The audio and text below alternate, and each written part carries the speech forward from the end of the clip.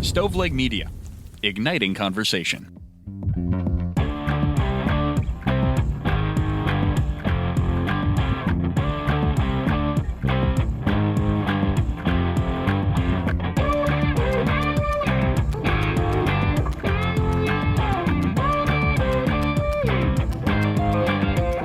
This is True Crime Cast. Jamie is always hanging out with John. What's happening? Dude, not a whole lot. I tell you one thing. I'm ready for fall. I'm ready for leaves changing. I'm ready for 70-degree weather. It is hotter than two cats in a wool sock out there. I just need people to know that John's automatic jump to weather isn't just for podcasting. It's immediate. Like, I bet when you met your in-laws, your wife was like, "Hi, this is John. We're getting married." You're like, "Psh, how about this fall weather?" wedding because I ain't wearing a suit in the summertime. Yeah, right. You did. But yeah, it is. It's been toasty. I'm ready for fall as well, and ready to go to Crime Con, man. I can't wait. We're like a month out. Dude, it's insane. I mean, I did what I said I would never do, and I scheduled something for a college football game. It's a minor Tennessee game. plays ETSU. I feel like that's who they played when I got married. So Okay. if I'm going to plan something, at least it's going to not be an SEC versus an At least SEC. you're consistent. We would love to see you all there. If you are on the fence about going, I can't recommend it high enough. It's a great time. It starts on Friday, goes through Sunday. Lots of great speakers. All your favorite podcasts, all my favorite podcasts will be there. So I'm excited to see those folks. You can get a discount for using code CrimeCast. Go find CrimeCon on social media because they highlight a different podcast that's going to be on Creators Row. Yeah. Sorry. They every take day. roll. They take attendance. And man, I mean, I am just genuinely excited. I saw one of my favorite podcasts they announced last week's going to be there. That was Culpable, which you recommended to me a couple of years ago. So just excited to get to chat with my peers, you know. Yeah. Let's not name Jamie. And my heroes. Yeah. Before we get going, got another 5-star review that came in from Waddle Woman. Okay. Waddle Woman. The title of this is Love Listening from the Sunflower State. John, what's the Sunflower State? Oh, man. Okay. I'm going to say it's Midwest. Okay. I'm looking for any kind of clue. I guess. Okay. I'm going to say, oh, man. Part of me wants to say Kansas. Ding, ding, ding. There you go. Are you kidding me? She says, I've been listening for years and don't know why it took so long to leave a review. I really appreciate the respectful way that stories and cases are shared and would love to see you guys cover the unsolved murder of Tanya Dawn Knight from our rural town of Spring Hill, Kansas. With the same reverence I've heard you honor other victims. I do want to recognize that she just asked a tremendous thing of us, and I will be happy to research that. But can we go back to the fact that I just picked Kansas, my top choice, and I was right? How much of a guess was it? I would have gotten it wrong if it wasn't in front of me. Man, there's sunflowers here, so I know we're not the sunflower state, so I knew it had to be relatively close. Yeah. So Waddle Woman, thank you. And that is very grateful for the review, and we will add that to our list. Absolutely. So thanks for that. In today's case, you mentioned reverence for victims. Today, that is going to be rivaled by frustration with law enforcement.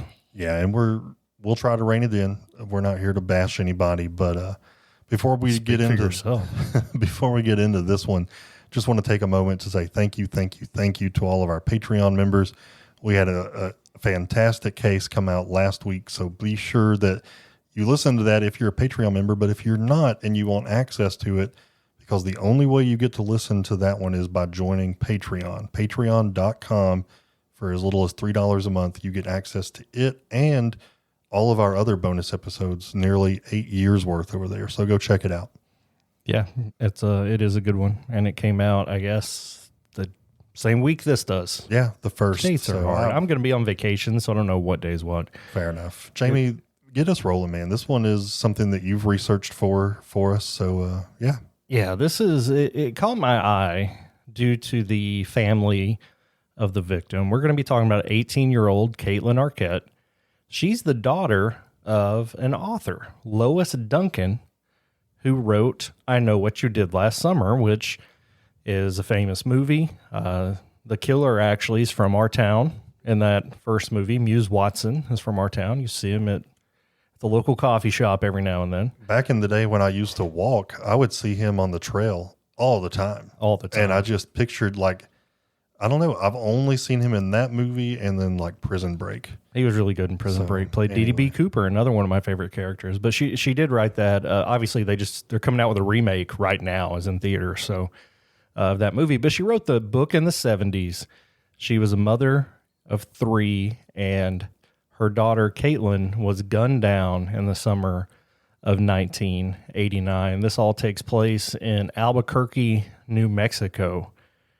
And this case got nationwide coverage when it happened, but honestly, as long as we've been doing this, I haven't heard a ton about it.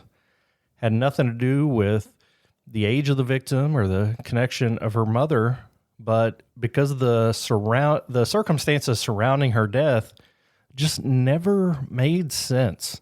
And it was almost immediately criticized. The investigation was, especially by Kaitlyn's mom. She did her own investigation, which is super impressive. She spent the rest of her life trying to find out what happened to Kaitlyn, but we continue to talk about law enforcement's errors today. And I think we do have some answers that we're going to get to, but it took a long time to get there.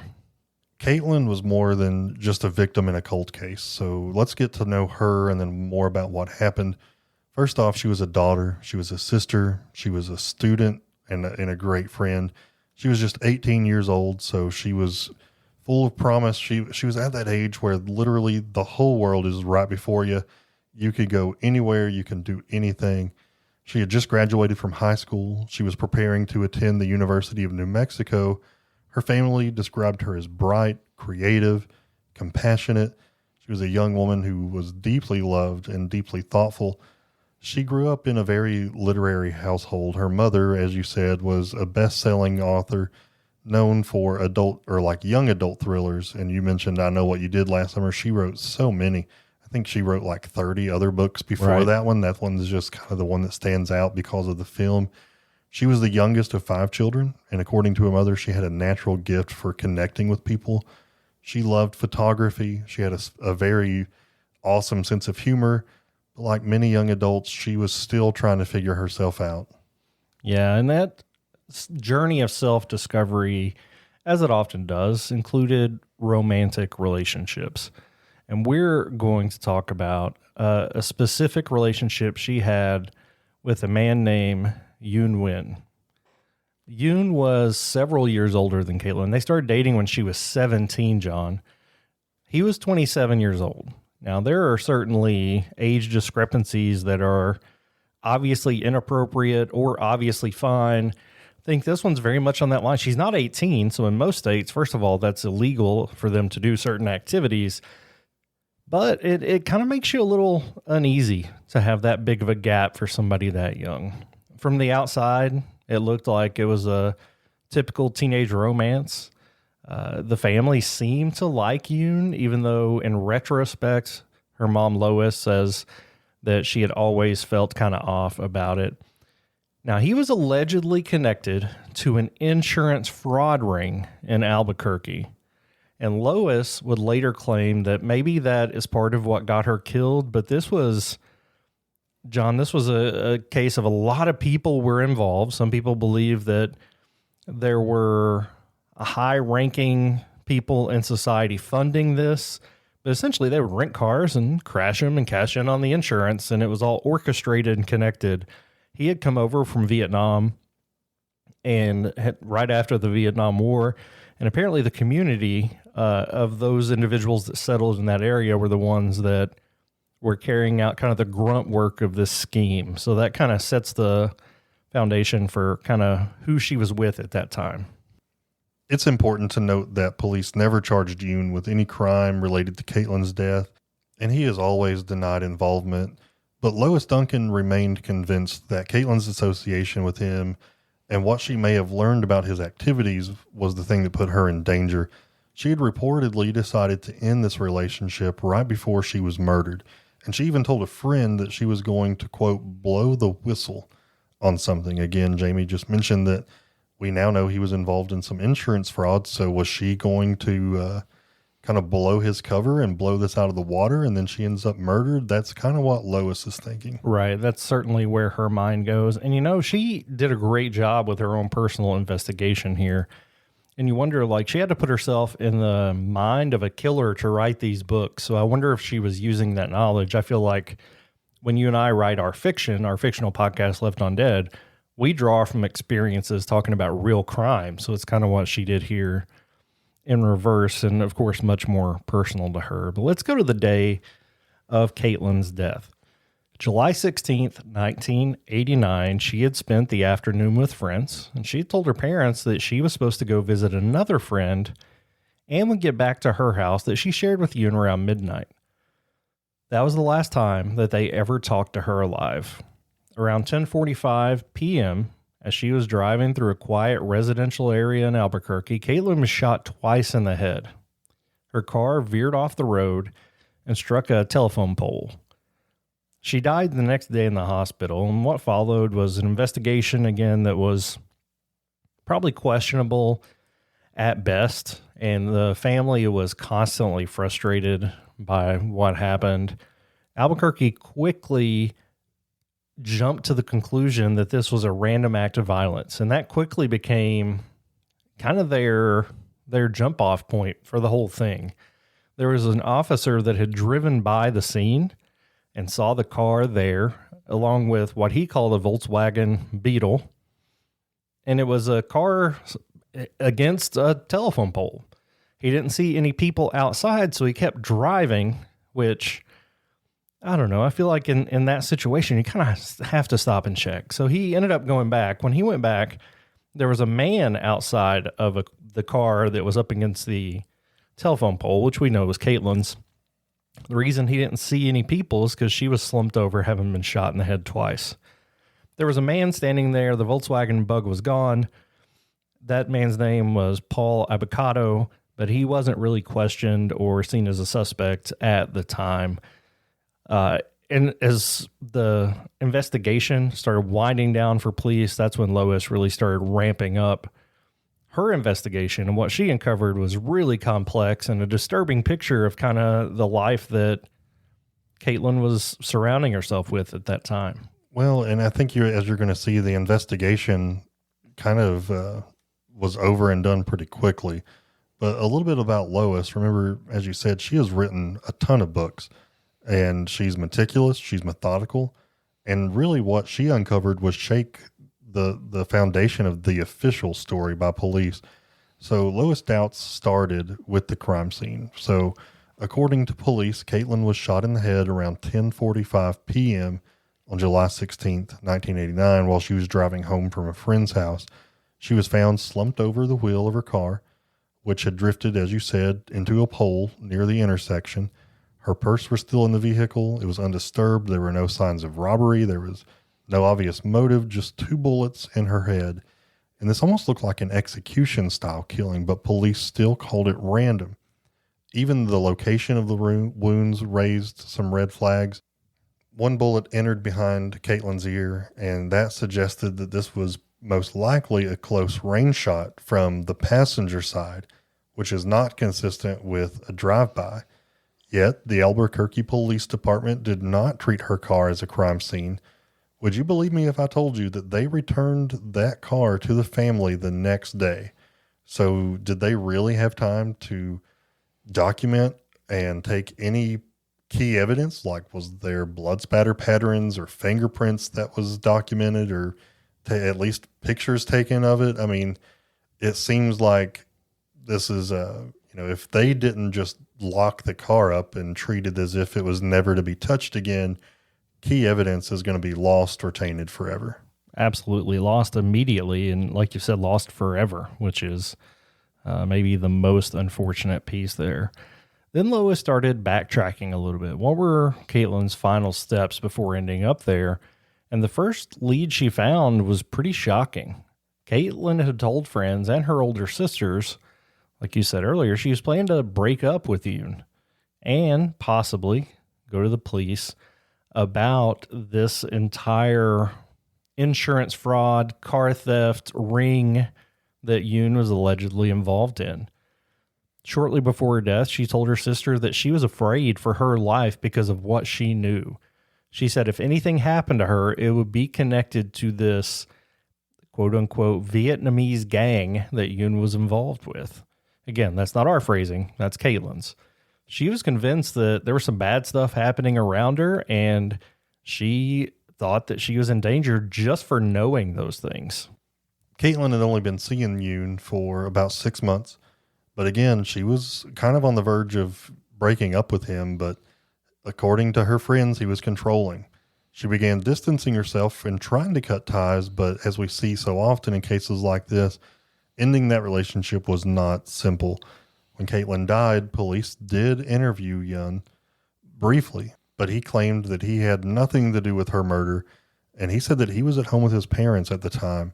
So his alibi, by all accounts, was never thoroughly verified by police, despite the obvious red flags. So he was never considered a serious suspect by police. And I don't know that Lois expected him of being the one to pull the trigger, but she did think that he knew something. And she would go to some pretty extreme places to find answers for that. When we get back, we'll talk about where she went for answers, what she found, and how that ultimately helped maybe solve the case.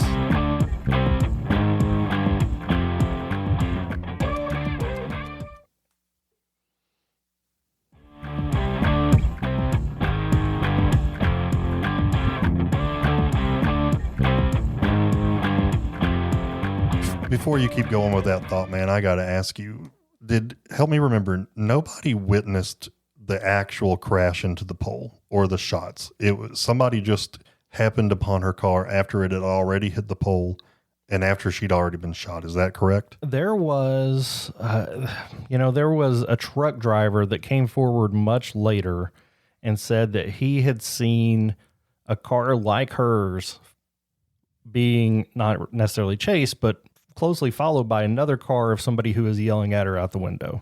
Okay. He said it was a sports car, not a Volkswagen Bug. So when he came forward with that story, police changed it to being a sports car. I think it was a Corvette, maybe a Camaro. So they weren't even looking for a Bug anymore, but nobody saw the actual crash or heard the actual shots. So, I mean, with just the evidence that we've talked about, isn't it a likely scenario, or at least a possible scenario, that somebody may have been in the car with her and then shot her and then fled the scene? I mean, I feel like they're just taking this at very much face value at this point and not really considering all the options. But anyway, I just wanted to process that. You can keep going. I think they skipped face value. I think face value is that somebody was close to her when they shot her. They weren't shooting from another vehicle, so they needed to look deeper into this. And Lois was willing to go wherever she needed to go, including to hire her own private investigators, to visit psychics, to visit remote viewers to try to find answers. She went and found and interviewed Kaitlyn's friends. She tracked phone records and followed up on every strange detail, no matter how small. One issue she found was that there were 4 phone calls made from Kaitlyn's house while Kaitlyn was at the hospital and Yoon was with her. And they were the only 2 people that lived there. I was going to say, so who else lived with her? So if it's only her and Yoon, then who's in her house making phone calls? She reported this to police, and they said the number they called is unlisted. There's nothing we could do, and just let it go. Okay, well, we'll follow up on that here in a moment. Yeah. So every piece of evidence that she found pointed back to this, Kaitlyn's words, quote unquote, Vietnamese gang that Yoon was involved with. And she just kept coming back to that, and police continued to say, no, it was random. And it was almost like a circular conversation over the course of decades. You know, I started this episode saying that I wasn't going to bash the police, and I'm not going to. I'm just going to tell you some things they didn't do and some things they did that they may have probably shouldn't have done. So I've already mentioned the car. I mean, it was returned to the family before any forensic testing. There were no crime scene photos taken. There were no shell casings that were found. I'm going to assume they at least looked and didn't find any, but that might be a tall assumption. There were multiple witnesses who later claimed to have seen some suspicious activity near the scene, but they were not contacted until years later. why? I mean, what good reason do you have not to start to process that with people who said they had witnessed it? It doesn't make sense to me. One woman even claimed to have seen a suspicious man who was watching Kaitlyn's car the night of her murder. Another said that she saw a light-colored vehicle tailing Kaitlyn shortly before the shots rang out. And again, neither of those accounts made it into the initial police reports. And I genuinely just have to ask, why? Were these people that police knew about, or is this people that only Lois knows about and she's tried to communicate that to the police? It just seems so wild to me that you have this beautiful 18-year-old girl dead and every stone's not being turned over to be investigated. Yeah, unfortunately, I think there are really only two solutions there: incompetence or covering it up, a conspiracy of some kind. And eventually Lois started leaning conspiracy with what she thought was going on. She connected Yoon to the insurance fraud ring, to some stolen vehicles. And as she started to piece together other people involved in this, the other people in Yoon's circle had histories of assault, fraud. A few of them had even been accused of murder. One name that kept coming up was Paul Apodaca. That's a name, man. That's a name. And that's a name of the individual standing next to the car when they found it, who was never questioned or treated as a suspect. At the time, Apodaca was a 21-year-old with a criminal history. He had been arrested for indecent exposure, and he was known to be violent. He was never linked to Kaitlyn's murder in 1989, but 32 years later, while he was in prison for other charges that were unrelated, Paul Apodaca confessed to killing Kaitlyn Arquette on that night back in 1989. So on July 20th of 2021, out of nowhere, I mean, everybody at this point that knew Kaitlyn, I'm sure it was not something they had expected, that it was something that had to come out of nowhere. But Paul, who was 53 years old when he confessed, told police that he needed to talk to them for a moment. And then he confessed to some pretty brutal things. And he did confess that he murdered Kaitlyn, but he confessed to 3 murders in total. So there was Kaitlyn, but there was also Althea Oakley, 21 years old, and Stella Gonzalez, who was only 13. There were 2 other victims from the late 1980s. And this wasn't like the police hadn't tracked him down. They weren't interrogating him under bright lights. No, this guy gave this information up voluntarily. He wanted to confess. So crazy, right? It is. And to be clear, Lois Duncan passed away in 2016. So she was no longer living. This wasn't something where she's going to say, I told you so, where she was still pushing the envelope. She unfortunately passed away before her daughter's murder was solved. Let's talk a little bit more about Paul. At the time of his confession, he was already in custody on charges for violating his probation that had stemmed from some of those other crimes I had talked about dating back to the early 80s. Multiple reports showed that he had been flagged as a potential danger to the community more than once over the years. He was known to law enforcement, but he had never once been interviewed about being at the scene of the crash or been considered, at least by police, as a possible suspect in Kaitlyn's murder. In fact, he lived in Albuquerque in 1989, was in the vicinity of the crime scene. Again, he was right by the car when the officer came back by the second time. But in the 3 decades between that and his confession, nobody had ever brought up his name, at least in police records. And they knew he was there, right? Like they had his name. They knew he was at the scene. He was arrested for several other things. He went on to kill more. No. I'm saying at the scene of Kaitlyn's crime. Yes. Yeah, he was there. Yes. Police knew he was there. And that was in a file once Lois was able to get the investigative files for herself. His name was in there. In fact, going back to that phone number we talked about earlier that the officer said was unlisted, it was for an attorney who may or may not have been involved in this ring. So they knew whose number it was. They had it in the file, but they just brushed off Lois at every turn.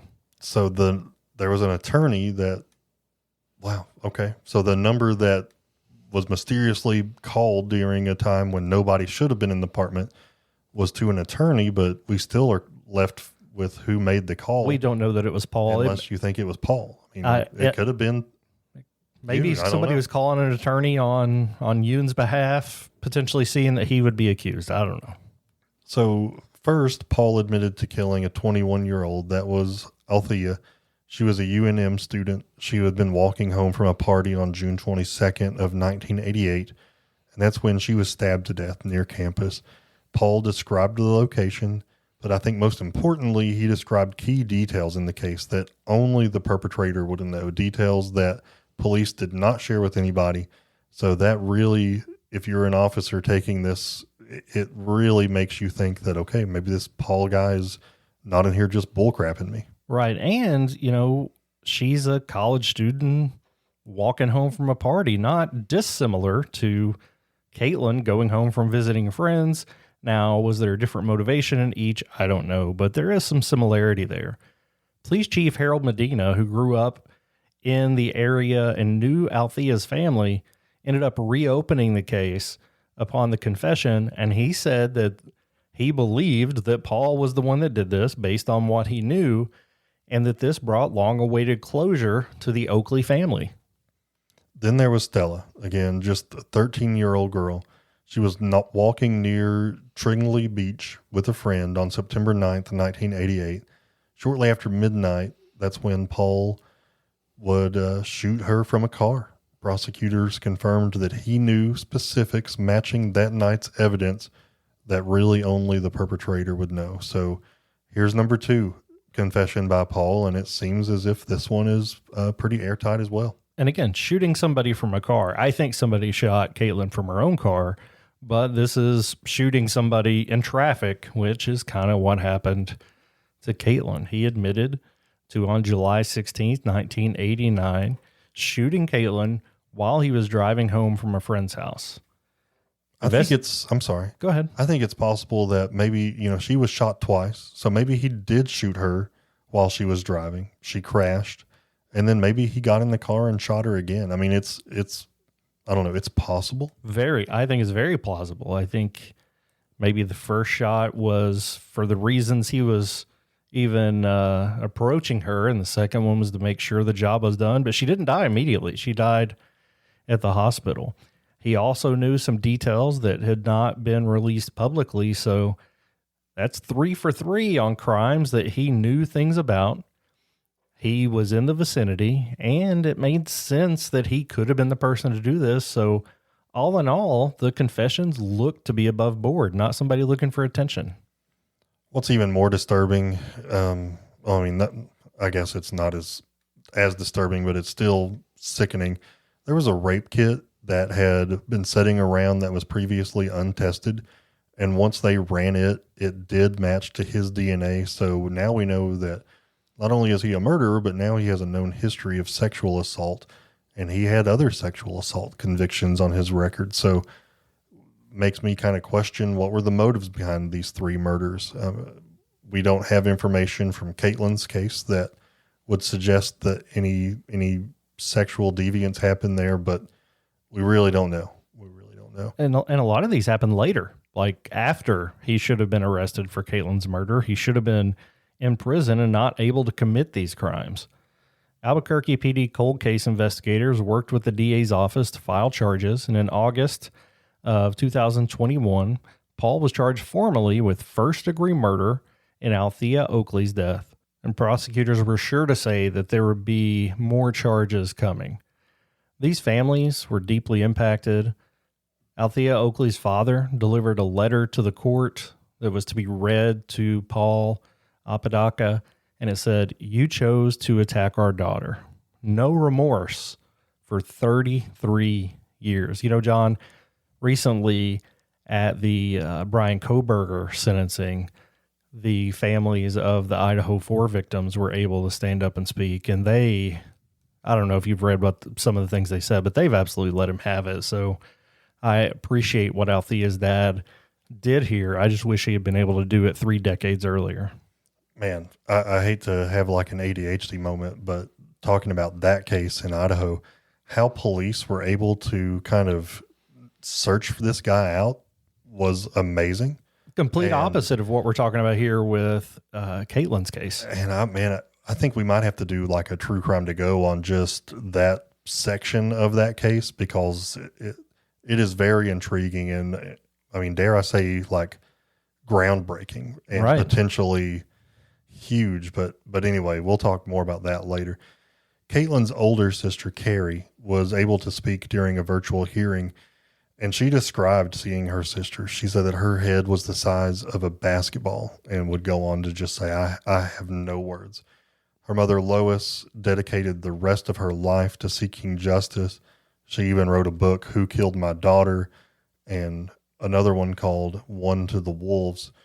Stella's mother shared her grief, remembering Stella's final moments, out walking with a friend and then shot seemingly at random.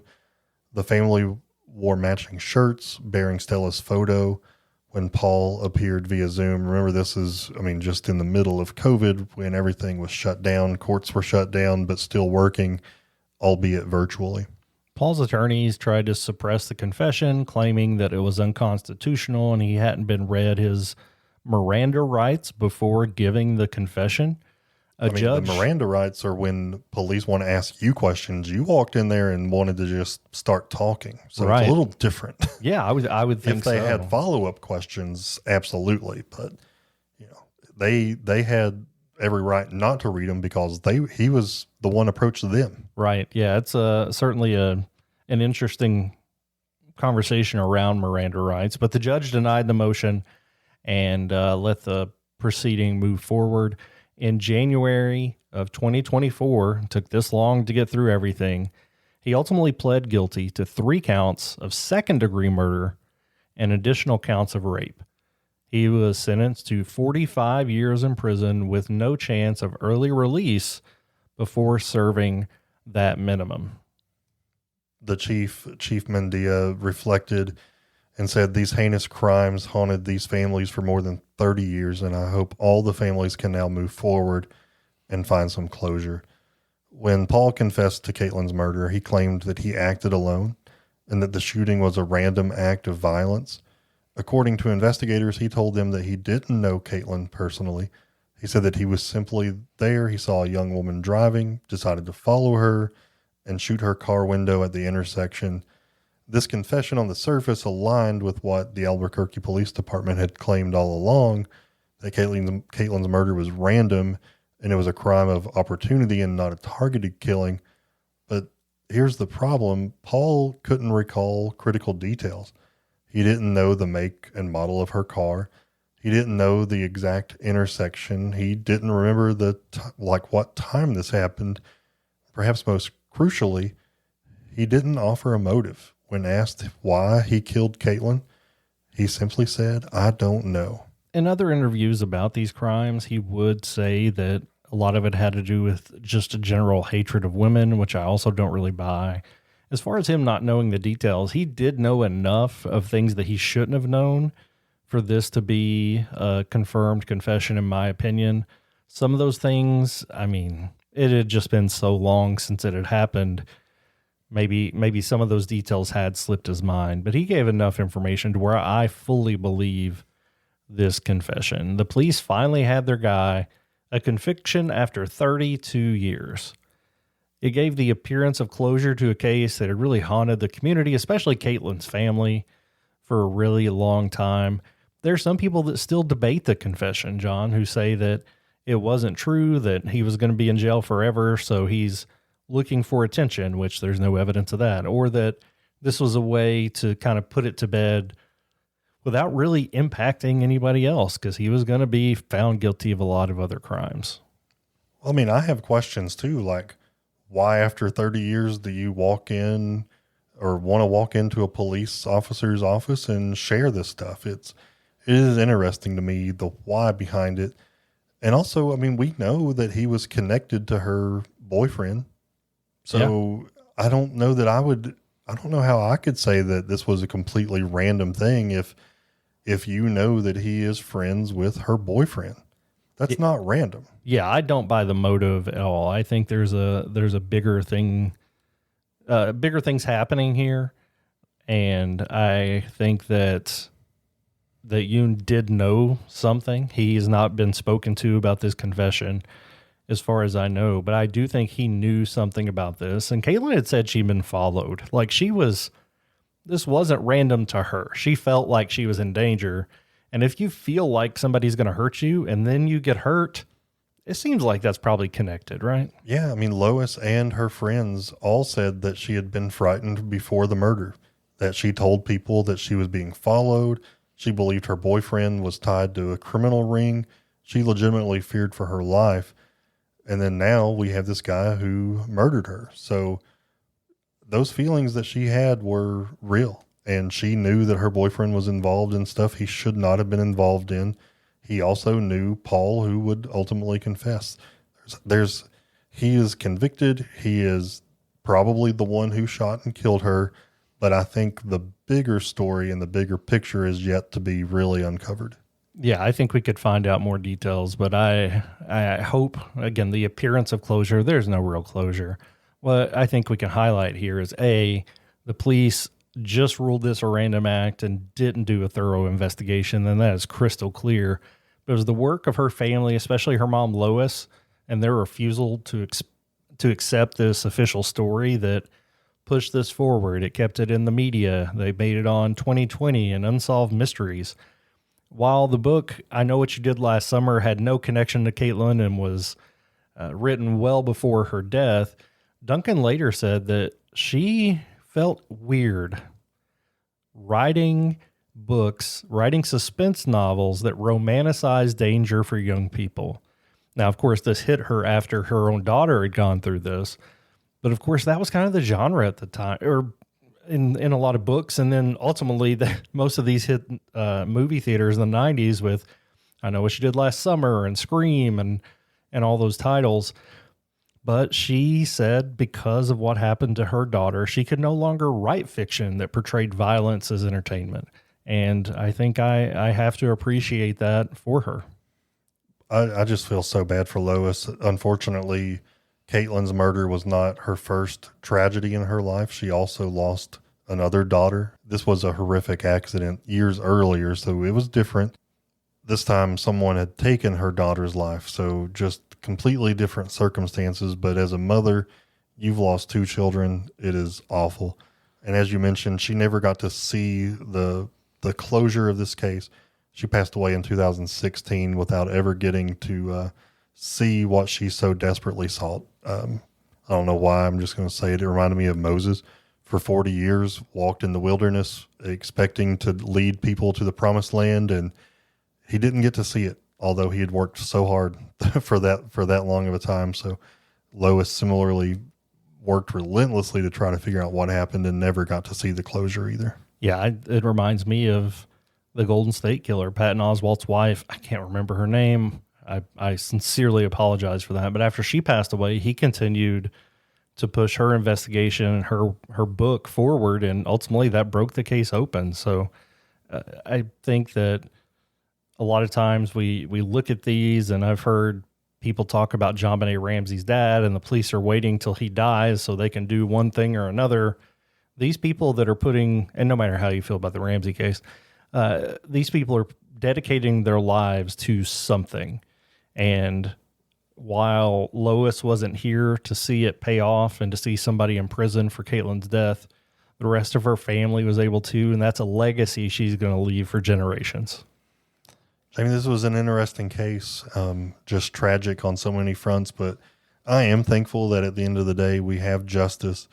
But again, I think there's more to it. And I'll cling to hope that there is a day potentially where if others were involved, they can see charges as well. Yeah, I hope so as well. I'm glad to have a conviction. I feel good about the confession, but I don't think it's the whole story. So I'm completely with you there. And guys, we'd love to hear what you think. You may have a completely different opinion about this case. Maybe you have some thoughts and feel like we're way off on something. We'd love to hear that. Again, you heard a Case recommendation at the top of the show and a 5-star review. Also a place to have conversation if you'd like to. We're also over on social media on Facebook, Instagram, and TikTok at True Crime Cast. Guys, that's going to do it. We appreciate you. Again, if you have not joined Patreon, consider checking it out. $3 a month. You get bonus episodes each month and early ad-free content. We'll have another case next time. Until next crime, this has been True Crime Cast.